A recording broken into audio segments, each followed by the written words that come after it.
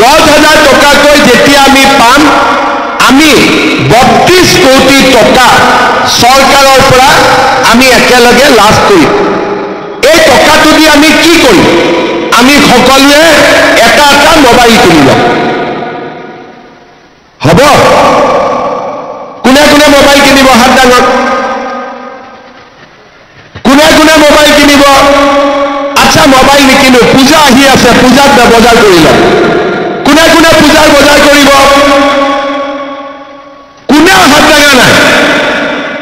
আচ্ছা, কোনে কোনে এই টকাটো ভাল কামত খৰচ কৰিব? তেওঁলোকে হাত ডাঙক। বাছ, এতিয়া চবে হাত দাঙিছে। তাৰ মানে আমি বুজি পাইছো যে এই টকাটো চৰকাৰে আমাক কিহৰ কাৰণে দিছে। এতিয়া আমি মোবাইল কিনিলো, পূজাৰ বতৰত কাপোৰ কিনিলো, আমি ইমানতে এই আঁচনিখনত সামৰণি মাৰিলো। কিন্তু 3টা ৰাস্তা আমাৰ হাতত আছে। যদি 3টা ৰাস্তা দি আমি খোজ কাঢ়ো, অহা বছৰ আমি আকৌ একেলগে এনেকে গোট খাব পাৰিম। 3টা ৰাস্তা কি? যে আমি 10,000 টকাৰ আজি এখন চেক পাম। এই 10,000 টকা যদি 10জনীয়া গ্ৰুপটোত আমি জমা দিওঁ, আমাৰ 1 লাখ টকা হ'ব। আৰু বেংকে যেতিয়া দেখিব আপোনালোকৰ গ্ৰুপত 1 লাখ টকা জমা আছে, বেংকে আপোনালোকক আৰু লোন দিব আৰু গ্ৰুপটো আগবাঢ়ি যাব পাৰিব। দ্বিতীয়তে, যে নহয় মই গ্ৰুপত নিদিওঁ, মই নিজে কিবা এটা কৰিম। ভাল কথা। নিজে কি কৰিব? আমি এটা যিকোনো ব্যৱসায় কৰিম। মৌ-মাখি, গাখীৰ, মুৰ্গী, গাহৰি, সৰু পিঠা পনা বা তাঁতশালৰ কাম আমি যেনেকে বিচাৰো, আমি এই 10,000 টকা আমি ব্যৱহাৰ কৰিম। তৃতীয়তে, মই আৰু এটা সহজ উপায় দিছো যে মোৰ হাজবেণ্ডৰ বা মোৰ ঘৰৰ এখন দোকান আছে বা মোৰ ঘৰৰ কিবা ব্যৱসায় আছে, সেই ব্যৱসায়টো যদি আপোনালোকে এই 10,000 টকাটো খৰচ কৰে, ঘৰৰ ব্যৱসায়টো ভাল হ'ব। তাৰমানে আমি গ্ৰুপত দিম, নহলে আমি নিজে খৰচ কৰিম, নহলে আমি ঘৰৰ ব্যৱসায়, যি ব্যৱসায় ইতিমধ্যে আছে, তাতে আমি টকাটো খৰচ কৰিম। এই 3টাৰ যিকোনো ধৰণে আপোনালোকে খৰচ কৰক, আমি অহা বছৰ আপোনালোকক আকৌ 25,000 টকাকৈ আমি আপোনালোকক দিয়াৰ ব্যৱস্থা কৰিম। আজি 10,000, তাৰ পিছত অহা বছৰ 25,000।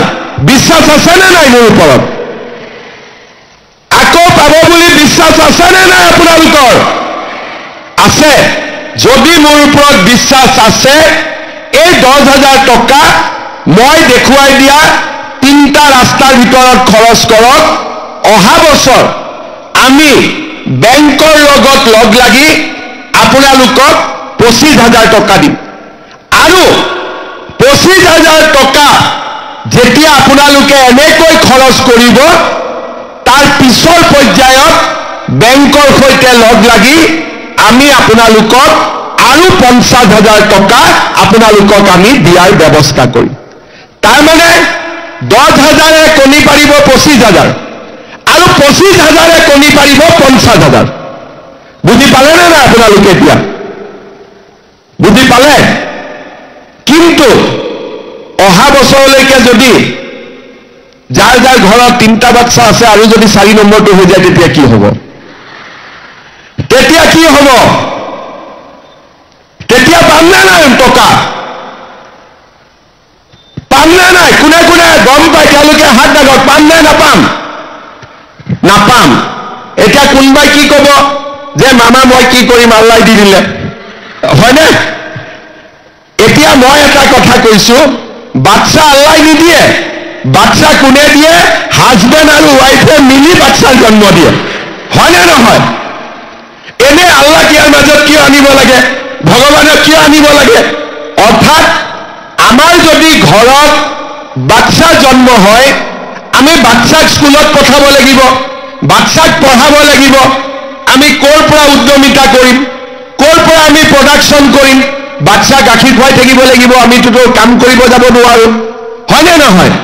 সেইকাৰণে যিসকল এই আঁচনিৰ লগত জড়িত হৈ থাকিব তেওঁলোকে যদি জনজাতীয় লোক হয়, আমাৰ চাহ বাগিচাৰ মোৰ বাইদেউসকল আহিছে, তেওঁলোকৰ কাৰণে 4টা আৰু আমাৰ কাৰণে 3টা হ'ব। পিছত কোনেও আল্লাহক দোষ নিদিব, ঠিক আছে? আল্লাহক ইয়াত নানিব আৰু, ঠিক আছে? ইয়াতে মামা থাকিলে হ'ল আৰু এইটো আঁচনিত। ইয়াত আৰু আল্লাহক লৈ আহিলে আল্লাহে কষ্ট পাব। আল্লাহৰ বহুত কাম থাকে, ভগৱানৰো বহুত কাম থাকে, হয় নে নহয়? সেইকাৰণে আজি গৈ হাজবেণ্ডসকলক ক'ব যে যি হ'ল হ'ল, আজিৰ পৰা আৰু একো নহ'ব, হ'ব? এই বাইদেউসকলৰ চিন্তা হৈছে অকণমান, চিন্তা নকৰিবি, মোৰ কথা কবি গৈ পেলাই যে মই কৈছো বুলি, হ'ব? আমাৰ যাৰ 2টা আছে তাৰ 3টা হ'ব পাৰে, আৰু যদি আমাৰ বড়ো জনগোষ্ঠী, চাহ বাগিচাৰ জনগোষ্ঠী 3টা হ'লে 4টাও হ'ব পাৰে। কিন্তু যাৰ 3টা আছে সি 4 হ'ব নালাগে, আৰু যাক মই 4 কৈছো সি 5 হ'ব নালাগে, হ'ব? ইমানতে হ'লে হৈ যাব।